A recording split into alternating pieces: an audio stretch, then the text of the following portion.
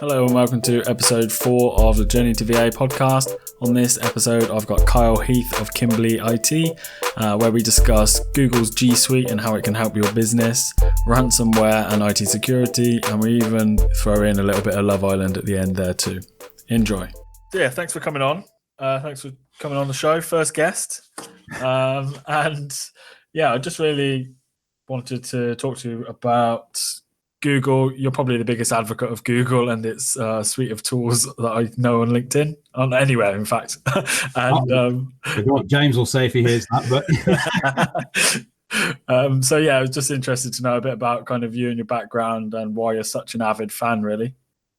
Okay, well, the reason I'm an avid fan is I've been 20 years working in IT. That's a long time helping people with computers that go wrong.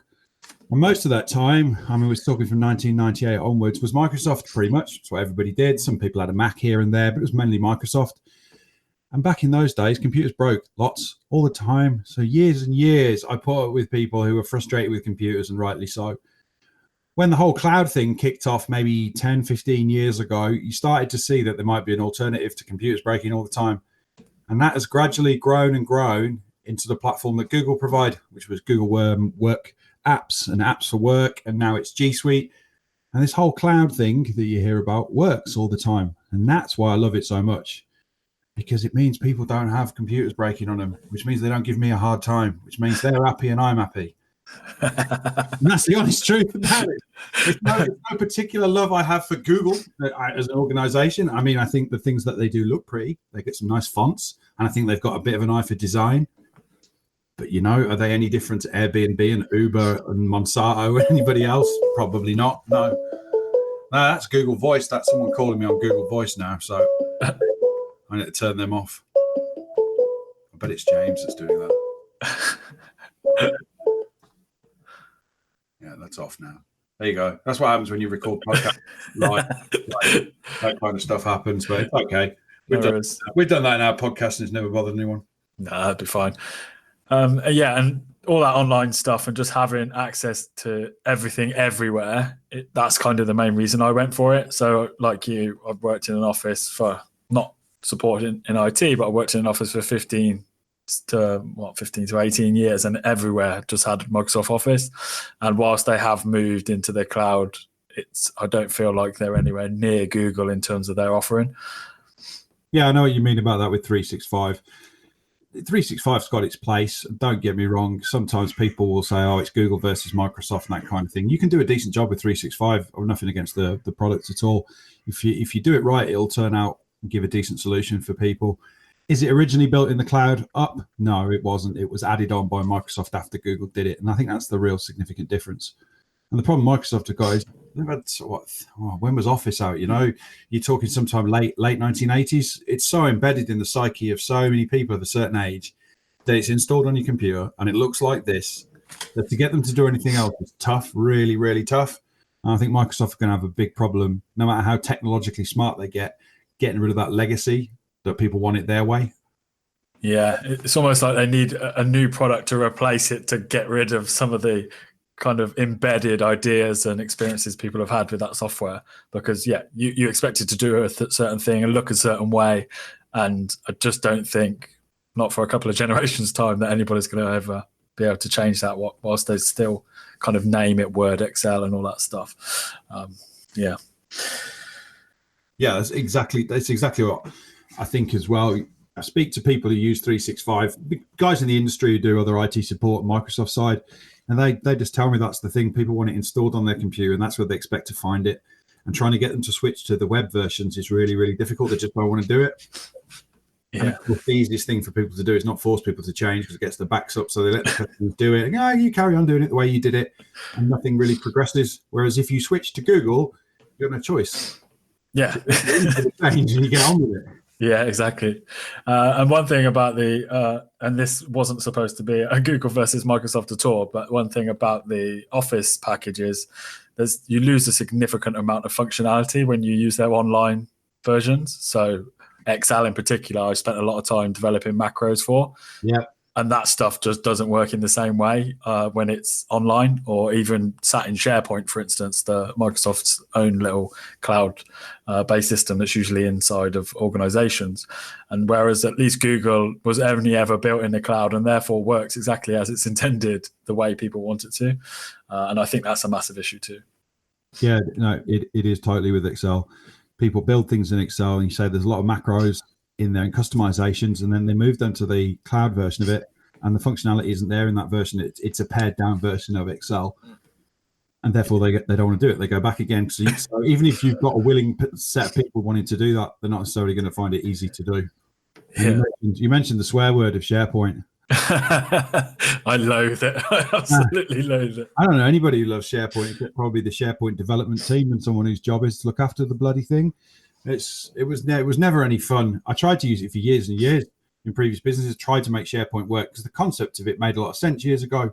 You do it through your web browser and you can check stuff in and check it out on that, and it all made a lot of sense. But it's just ugly in the way it works. It just doesn't work nicely. It's not beautiful. And I still don't think it is. I mean, I admit I don't use it on a regular basis and stuff like that, so I wouldn't know 100%, but I figure it probably ain't changed much. Yeah, I mean, I was using it as recently as February this year, and it's still, considering it is supposed to look like an online-based platform, it's just clunky. It doesn't operate the way you expect something in a browser to operate, and I think that's its biggest issue. And it's really difficult to learn as well. Oh, yeah, it is. It's really complicated. It's procedural. It's everything you want. It's kind of everything you don't want a modern business to be. It's very corporate, very procedural, very old-fashioned, and it's not what a lot of people in a modern business want, which is flexibility, simplicity, and being able to work easily with things, and it isn't that. Yeah, exactly that. So I put a post out a couple of weeks ago, and I think I was just talking about what apps and how I organize my workload and to-do lists and stuff like that. And you came up with Google Keep, I think, and I'd never heard of that.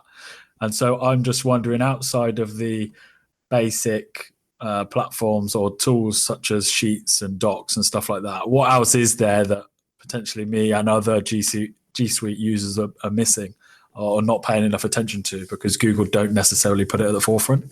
Yeah, that's one that came up recently. And there's one that's a real hidden little gem, and that's Google Drawings. Drawings enables you to do things like organizational charts, office plans, flow diagrams, that kind of thing. It's Google's equivalent of that kind of product, and it's buried away inside Google Drive when you go for a file new, and you can do a different type of document out of there. You can go for a new and go down to more, and you'll see you get Google Drawings. And it's quietly slid away there by Google, not doing anything. And you use Google Drawings. I can hear you clicking on it now. You'll be able to do flow diagrams. You'll have a look and you'll see what it is. It's the kind of thing that lets you do those diagrams, and it's hidden away, and it's a little beaut. It really is. That's a cracker. And above it is Forms. I love Forms in Google. A little bit more well-known Forms. It will appear a little bit more often. But one thing that if anybody follows me on LinkedIn, they'll see that James and I absolutely cannot stand PDF forms, Word documents that are claiming to be forms that you have to fill in when you buy mortgage insurance, anything like that, broadband order. And people send you these forms, you've got to print off, write on, scan in and email back. Yeah. We refuse to do them now. We've started to refuse to do them and refuse to do business with people who send them to us, which in a bit of a way is like biting your nose off to spite your face, because you can get a good deal on something and you're going to say no. But we figure that if we don't start saying no to people, then nothing will ever change. If you use a Google form, you can create a really nice, easy way for somebody just to enter the data that you want. It's captured straight into a Google Sheet. So you've got it in a spreadsheet for easy use. And all I have to do is go online and do it once. I don't have to print anything off, and I don't have to mess around trying to download Word and import it into Google Docs and it still doesn't work and all that kind of rubbish. Yeah. And the thing is, these days they can automate that stuff, right? Like if you're signing up for something or you inquired about something, they can just ping out that link to that exact form, and it's just there in your inbox. That is a far less effort than it takes to print everything at their end, post it to you, etc., etc. No, I've had this conversation on broadband before. I had a broadband order form come over. We use a partner for that. Comes over and it's got all the details for the customer to fill in. It's just like, who's the contact, what's the address, things like that. And I'm like, well, why can't I put this in a form that then puts it in a sheet that then automatically puts that into a PDF with your branding and all your details, that automatically emails it with an electronic signature program to me for me to sign? You can do that, I said to the MD. You can do that. It's not complicated. I'm not even selling it to you. I'll tell you. You just link this stuff together. Yeah, he said, I know, but I like my paper forms. Or ultimately, what they're saying is, I can't be asked. I can't be asked to do it to my customer.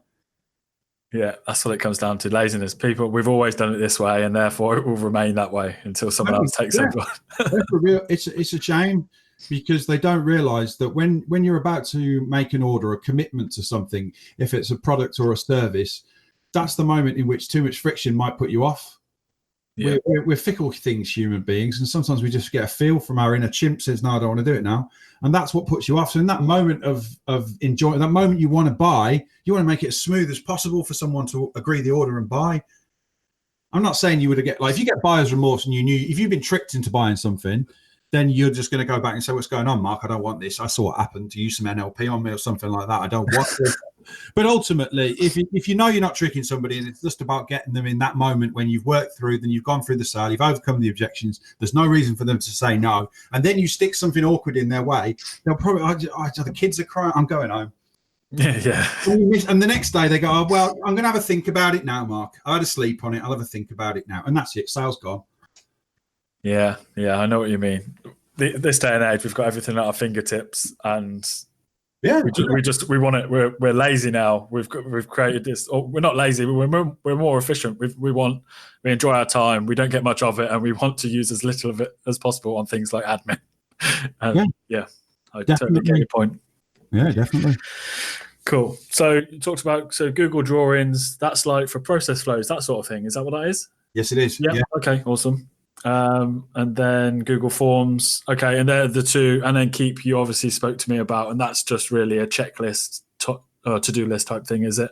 Well, Keep's not actually a to-do list tool. You can use it to be a to-do list tool. It's a note-taking app. That's right. Okay. The function of Keep is to do note-taking. So, for example, if you open a note on Keep, you can take photographs from your phone straight into it, or you can add photos you've already taken into it. You can create little checklists for things that you want to do. You can use labels to bunch them together for different projects or clients, things like that. If I bring mine up at the moment, I've got a few video lists in front of me. I've got a few podcast lists. I've got some hashtags that I copy and paste into Instagram from there every time, so I don't have to type those in again. I've got some pictures of business cards, because if you take a photo of a business card, there's an option in Google Keep where it will pull the text out the business card and put it into it for you. So it will use like an image recognition to pull that content out. So now I don't take a business card from anybody. I give it them back. Oh, nice. And they're kind of like, well, wait. Sometimes people are like, oh, like being a bit rude. I'm like, no, I'm not. I don't mean to be rude. I'm going to give you this card back, right? Because I don't need it. Let's not waste it. You've printed it. Give it to somebody else. At the end of the day, every little bit of something counts towards not printing stuff, not wasting stuff. And it's all about that. And it's a good example of showing people, look, you don't have to do it this way anymore. And you don't need to buy some fancy app to capture your business cards either. No. And you're probably more likely to use that person's contact details, because I've got a pile of business cards somewhere that I don't even look at. Yeah, exactly. There's one on my desk here. There's a pile of business cards I found the other day tidying up. And good luck to all those people who gave me those, because I've probably never looked through them. And that's what happens to your business card 99.9% of the time. Yeah, exactly. Don't bother. That's why I haven't even had any printed. Here's something you can do with Google Keep that's super cool. Go on. You create a checklist. So these are little to-do list. And you can set a reminder, but make the reminder a location. So you can make the reminder a location. That means when you get in proximity of that location on the phone, it will bing up on the phone to tell you this list is relevant here. So you do a shopping list when you go to the supermarket, or you can go to a client and have a list of things you want to talk about, and it'll bing up on the screen when you get there, and it'll bing up every time that you go there. So that can be quite a cool thing to do. That's amazing. Yes. Yeah, it's good, that one, isn't it? That's really good. I didn't know that. So you can just choose a location, and anytime you're within a certain distance, it will just pop up just to remind you. Go and do it today. Do a little list. I'll go do it and then go shopping. Put your supermarket in, that's right. And then when you get there, the phone will ping up Google Keep note you're at Tesco, Mark, and then you can get your shopping in. Oh, I love that. I'm going to use that now. Yeah. Fab. Okay. So tell us a bit about your company then. So Kimbley IT. I think we discussed this briefly before. You obviously offer IT services, but there's an element of GSuite support as well, isn't there? So talk to me about that. GSuite's all we do. Is it? Yeah, that's what we do. If you come with Kimbley IT, you're going to go move to Google and you're going to go on GSuite. We don't do anything else. And our primary focus is working with really 5 to 50 user businesses that are mostly in sort of digital marketing or creative type industries, because those people tend to be the ones that are most interested in technology and helping them advance their businesses through technology. It doesn't mean those businesses are full of people who know technology back to front. Absolutely not. I've got customers who will say, I don't know anything from anything, but I do know it's important. And that's what we kind of look for in the people we work with. We set them up on Google. That's pretty straightforward. Move all their data in and stuff. That's dead easy, to be honest. What the bit that matters in the future is the education.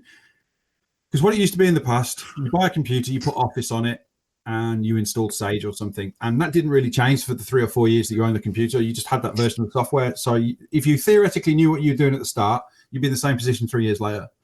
Yep. Now, the world of cloud is constantly updating. We know, you know this if you use Instagram or anything. They add new features. You see it all the time. So you see it in social media. It's the same in GSuite. Google adds new features probably every 6 weeks.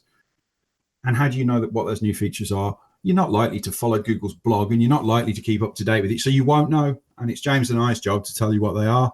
So we send you an email that comes out to every customer that says, look, this new feature comes out. And we visit our clients roughly once every month, just have a go around and have a chat with people and show them new stuff and say, look, have you tried this? Here's a really cool way of doing something. And people appreciate it. And that's the format of what we do in IT. So a little bit different to most of the IT support companies in that we're not sat around waiting for problems to go wrong so we can send you a ticket and fix it quickly.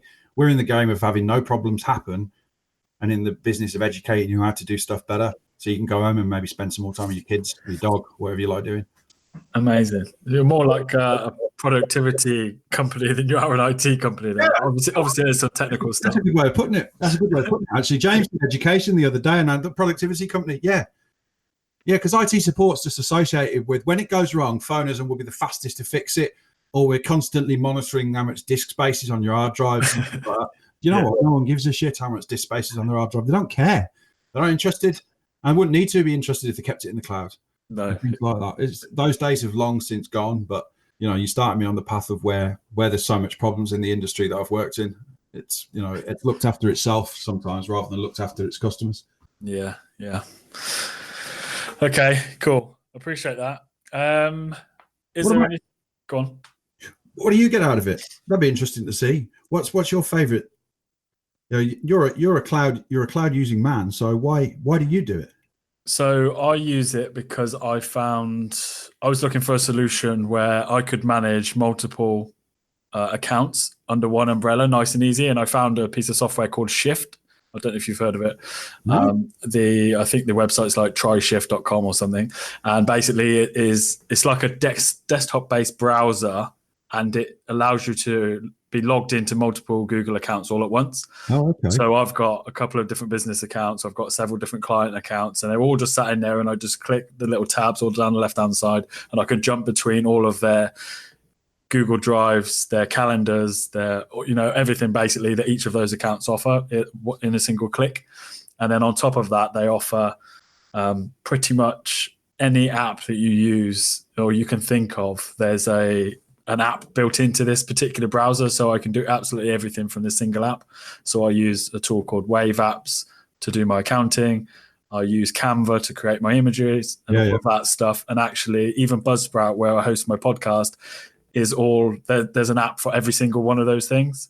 Yeah, and it's all just in a single open item in my on my desktop, which is amazing. So what else have I got? I've got Hootsuite, Toggle, the time management tool that I use, WhatsApp, Trello, pretty much everything you can think of, and it's all in one single piece of software. And so I wanted a solution to manage multiple accounts, and that seemed like the best way to do it. And then Google. I've been a long time Android user until last year, and then Google. So I use Google a lot. And it's just slicker. Microsoft Office wasn't for me, and when I left the office environment, I was very keen not to continue to use the same things I've only ever used. Did you move away from Android then? I did, yeah. So at the same time I went all in on Google for the business, I bought an iPhone. What did you do that for? I know. In hindsight, to be fair, I'd had the Samsung Galaxy, I think, and but I stopped at the 6 or 7 and I just didn't really get on with it. Yeah. But I think they've come a long way now, and there's so many other players in the market It's not really about Samsung as much anymore. And you've got the OnePlus, I think you were telling me about. Yeah, it's a good phone. Even the Google Pixel looks amazing. Yeah. There's so many options now. That I just get very embedded into an ecosystem, I suppose, and so I did nothing but Samsung for years. And then so it always felt like it was Samsung versus Apple, and I just thought I'd go towards Apple because I did think I was going to go down the Mac route and everything, but actually I'm probably going to just end up all in on Google and get an Android. Your desktop with your own Windows or Mac on that? Yeah, desktop. So, but I was going to go to Mac. That was okay. So the iPhone was kind of stage one, but then actually, I just don't need it. I don't think, if I'm really honest, I've got a decent desktop that I've built, and I can do what I need to do. So, spending $2,000 on a MacBook Pro is probably not the best use of company money. No, I reckon you're absolutely right. This is a Windows computer I'm on now. I've got a little HP to the left of me, and it's a refurbished computer, and I think I picked it up for 200 quid.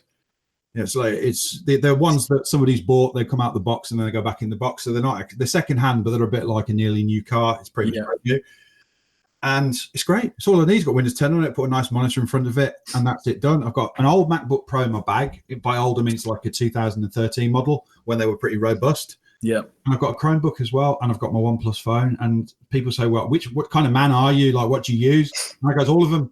It just depends on what I'm up to." But certainly the days of saying, "Oh, I have to have a Mac if I'm creative," are kind of really gone. To be honest, you can do it all on Windows if you want to do it. It's all Adobe Cloud and stuff like that. It all works. Exactly, and that's what I've got. I've got the Photoshop. I do some photos and stuff, so I've got Lightroom and the cloud and stuff, so I can do everything I need to. And there's so many online. I'm big about finding online tools so that I want to fully convert to a Chromebook, but my only concern is accessing the multiple accounts. Yeah, simultaneously, that seems to be the one issue. You won't be able to do that. Yeah, that's what I was thinking. Because the whole login for the whole system is your Google account, isn't it? Yeah. You won't be able to do that. No, we're still not in the world yet where you'll be able to take one device. Where I reckon that'll happen, it's starting to happen now, is, with a Samsung, you can buy a Samsung phone that you can dock, and the dock connects to a keyboard and a mouse and a screen, and then it shoves your phone up on the screen for you, and you run all your Android apps in a full screen. Okay. And that'll be the future. In 5+ years' time, that's what everyone will do. They won't have desktops and laptops. You'll just have a phone that connects to a shell for a laptop. So you've got a screen, and at home you'll just plug your phone in, and that's it. Everyone will just have phones, and there won't be any desktop computers. But that'll still be 5 to 10 years away because of all the people that won't change quickly. Yeah, well, they've started to introduce similar docks, haven't they, for laptops, where it's just a single cable out of these docks now into a USB-C. USB-C straight into the laptop. That's right. Yeah, you just plug it in. So you've just got a bigger keyboard and screen, which I get. If you want to do a bit of Excel or something or whatever you want to do, a bit of sheets, then you want to be able to use something that's a bit bigger than the screen on the phone. I get that. Makes a lot of sense. Yeah, absolutely. So I could get away with the Chromebook, I think, if I can get around the multiple accounts, or I just have one just for the main account and run it all off my phone. Everything else, if I only need the emails and the calendar, I suppose that's the solution. And Chromebooks are so slick; they're up and they open up and shut down within about 2 seconds, don't they? And they're just And the key with those is that you see all the stuff in the news about ransomware, and you see all these businesses that have been shut down, big businesses that have been taken out by ransomware, and you won't get that with Google files. Google native files are immune to that kind of stuff, and a Chromebook is 100%. The operating system can't be compromised by that kind of stuff. Now, I'm not saying that in the future that might not change, and James and I always tell people you will get hacked, not if you get hacked, you will get hacked, and what you want to do is make sure when it happens, it's got the least impact because you took the most protection. Yeah. But when you look at how much devastation letting somebody do something a bit dodgy on a Windows computer can be in a company, you start to make you open your eyes as to why cloud's so important. And it's not a gimmick, and it's not, I don't like it because I don't own it and all that. It's more than that. It means you can stop your business getting wiped out by these ransomwares that encrypt everything and then hold you hostage. Yeah, and it happens more and more these days, doesn't it? I think there was one just last week I heard about, I think probably in the States, and that cost a company over £1 million, I think, and they paid it. I don't know what's worse, the fact that it happened or the fact they actually paid the money. But it just goes to show how serious of a threat it is. Yeah, city of Baltimore was hit by it. Two cities in Florida were both wiped out by one. Norsk yeah, which is an aluminium manufacturer, was hit by one, cost them £45 million. It took out 22,000 computers.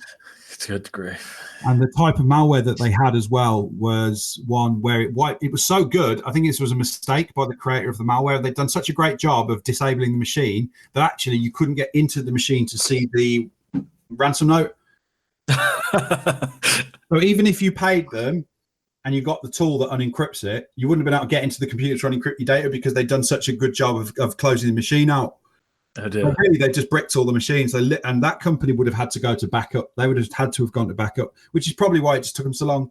Because I've been through disaster recovery on a much smaller scale. I've done disaster recovery back in the day on maybe 20 computers and 5 servers or something from a fire where they were all destroyed. And it takes you several days to get, all the kit ordered and get that in, unless you've got an agreement with someone over 24 hours. And then you've got to restore it all, and then you've got to test it. And with the best will in the world and a great team of techs working, nearly 24/7, it takes days and weeks to get that stuff straight. And that's on a couple of hundred, let alone that amount. Yeah, and probably across varying countries as well.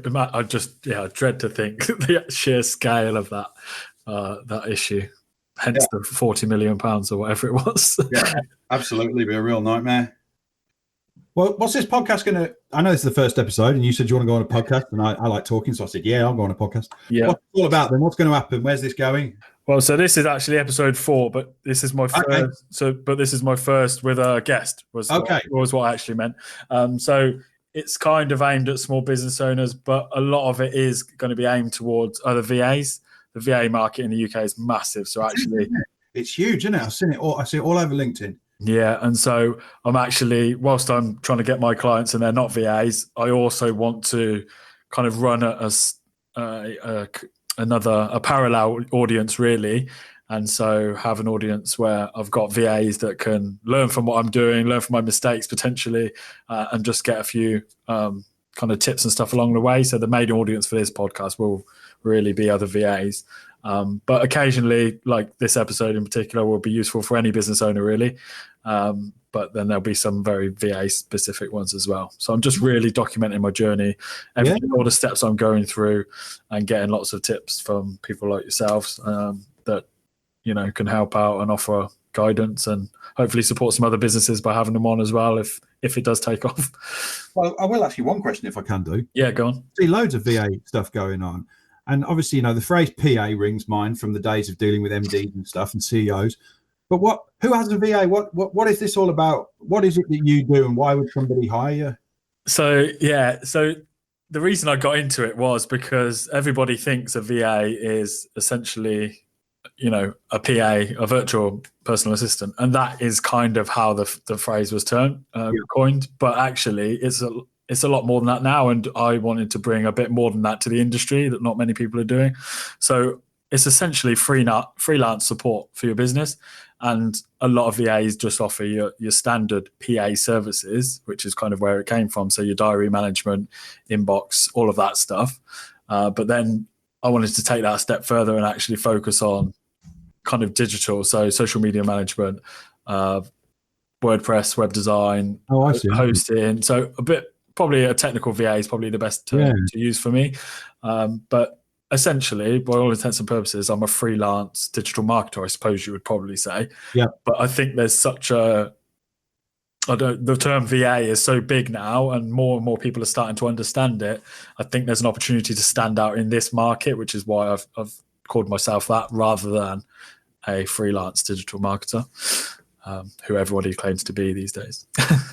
I'd agree with you. If you said to me, I'm a freelance digital marketer, I would probably just go, oh, okay. Exactly. Yeah, the same as somebody says to you, what do you do, Carl? And I go, oh, I'm working IT services. Oh, great. What are you like? VA stands out, and then you've got a male VA, which is obviously your tagline. And yeah, that definitely does stand out. It does stand out because most of the people you see are women. It's female-based industry. Maybe it's crossed over from people who have been administrators into their own business. And it's interesting the angle you're taking. So now that I know of your podcast and you've graciously let me come on it as well, I'll be following what you get up to and seeing how this journey goes. Thanks very much. Appreciate it. Appreciate any support. And so if anybody wants to find out more about you, where can they find you? Well, if they're that mad and they're inclined to do so, yeah, you stick Kyle Heath into LinkedIn. The great thing about being called Kyle is that there's not many of us. Because when I was on holiday this year, I was in Mallorca with the girls. I'm in the pool, and there's a little lad there called Kyle, and the nan keeps shouting Kyle, and I keep turning around. And I know you're just like, what? Mark's a more common name, but honestly, when you've got a name that's not that common and someone shouts it, you turn around because you're not expecting to hear it unless it's you. So it's weird. So stick Kyle Heath in there. And you also find us at kimbley.com, and I'm on Instagram as @thattechnologyguy. That'll do. If you want to find me on Twitter, you can make your own efforts, because on Twitter I'll just say rubbish. That's where I tweet about. Well, James will say Love Island, but I don't actually watch Love Island. But James thinks I do watch Love Island because I watch First Dates, and he says that I watch rubbish television. And I have Celebrity Dating. I did watch that for a bit as well. I love Love Island. You missed all sorts of drama. I wonder that myself, Mark, whether I should have watched Love Island, to be honest. I feel like you missed out. Catch up. It'll all be on the ITV Hub. Yeah, maybe I should. Maybe I might take you up on that. I think these things are fun, those programs. I think all they are is harmless fun. When the girls have gone to bed, I've got 1 hour. And I do business. You know, you think about business all the time. Let's switch off and do something silly. That's why I like those kind of shows. It's just easy to just do nothing to. And sometimes you need that, don't you? Exactly. There's nothing. Yeah, you haven't got to keep up with a plot line or anything like that. It's just. You'll be watching some blooming foreign film or something. It's just mindless, isn't it? So yeah, it's foreign films, but yeah, mindless entertainment. What's wrong with that? Exactly. Awesome. Well, I've enjoyed this very much. Short and sweet podcast. I like it. It's good. Awesome. Thank you very much, Kyle. I will speak to you soon. All right. See you, buddy. Cheers. Cheers, mate. Okay, I hope you really enjoyed that episode. It was really fun to record. It was great to chat to Kyle.